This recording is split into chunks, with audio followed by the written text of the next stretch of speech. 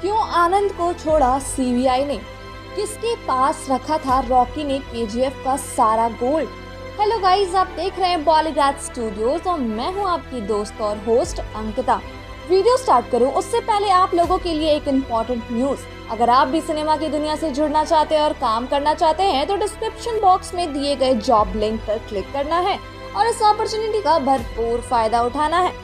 तो दोस्तों, Indian cinema की तस्वीर बदल के रख देने वाली केजीएफ सीरीज, जिसे ऑडियंस ने इतना प्यार दिया कि इसने बॉक्स ऑफिस पर सारे रिकॉर्ड तोड़ के रख दिए और अब सबको इसके थर्ड पार्ट यानी कि चैप्टर 3 का इंतजार है। और इसी इंतजार को देखते हुए आज हम आप लोगों के लिए लेकर आए हैं केजीएफ चैप्टर 3 की फैन थ्योरी। मैंने आपको अपनी पिछली वीडियो में बताया था कि रामिका सेन आनंद के खिलाफ सर्च वारंट इशू कर देती है और आनंद को सीबीआई गिरफ्तार करके हेडक्वार्टर ले जाती है और उससे रॉकी के बारे में पूछती है।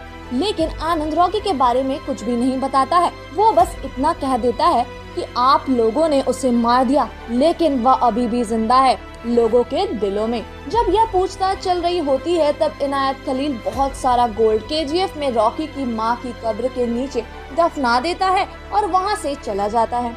अब इसके आगे की स्टोरी में क्या होगा ये मैं आपको आज बताऊंगी। अब प्राइम मिनिस्टर रामिका सेन को ये समझ में नहीं आ रहा होता है कि दुबई का माफिया डॉन इनायत खलील इतना सारा सोना कहां से लेकर आया था। अब क्योंकि केजीएफ में पहुंचे इतने सारे गोल्ड का कोई लीगल रिकॉर्ड नहीं होता है, इसलिए रामिका सेन इंडियन आर्मी को केजीएफ और गोल्ड की प्रोटेक्शन तब तक करने की ऑर्डर दे देती है जब तक इस गोल्ड के सीक्रेट और रॉकी के बारे में पता नहीं चल जाता। दूसरी तरफ कोई सबूत ना मिलने के कारण आनंद को भी सीबीआई की कैद से रिहा कर दिया जाता है। तभी रामिका सेन को एक और खबर मिलती है कि इंडोनेशियन नेवी इंडियन ओशन की 20,000 फीट की गहराइयों में पहुंच तो गई है, लेकिन इंडियन नेवी और इंडोनेशियन नेवी को ना तो कोई गोल्ड मिला है और ना ही रॉकी। असल में रॉकी ने साल 1978 से 81 के बीच गोल्ड को पूरी दुनिया में एक्सपोर्ट करना शुरू कर दिया था, जिस वजह से बहुत से इंटरनेशनल बिजनेसमैन और माफिया डॉन्स रॉकी के खिलाफ हो गए थे।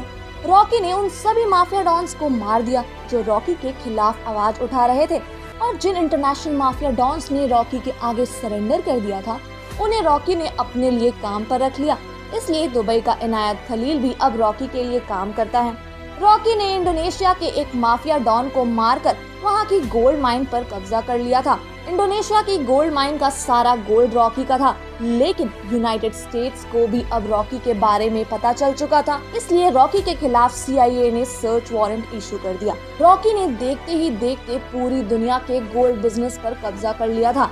जब रॉकी इंडियन ओशन में अपना शिप लेकर उतर रहा था, उसके पास सिर्फ केजीएफ का ही गोल्ड नहीं बल्कि पूरी दुनिया का गोल्ड था।